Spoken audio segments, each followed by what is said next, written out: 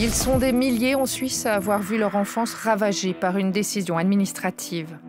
Ceux qui ont été placés de force dans des institutions ou dans des exploitations agricoles, parfois même incarcérés ou internés jusque dans les années 80. On a placé des gens dans l'agriculture, notamment des gens qui venaient d'autres cantons, qui étaient originaires d'autres cantons, c'est parce que ça coûtait beaucoup moins cher.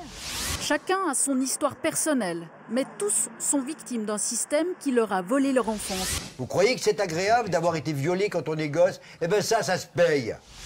Il a rempli l'eau dans le lavabo et il m'a fait regarder comme il noyait la souris.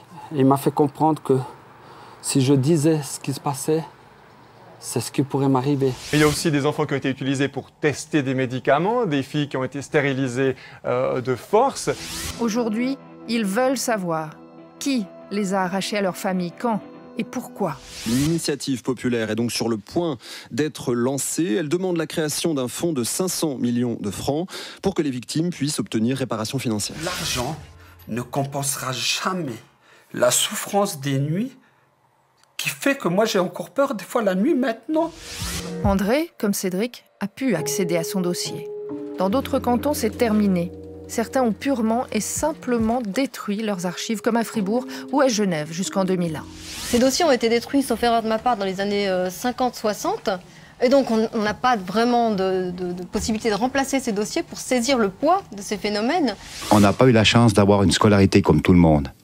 Et puis avoir un métier qu'on aurait aimé désirer pouvoir faire.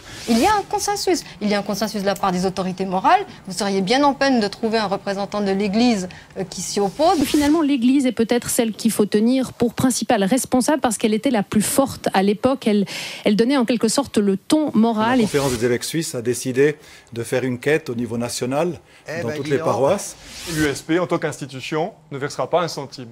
Pourtant, l'agriculture dans son ensemble, sur des années, a profité de ce travail gratuit. C'est les contribuables qui vont payer. Les agriculteurs sont aussi contribuables. Mais quel gâchis on a fait de ces enfants, dont moi-même.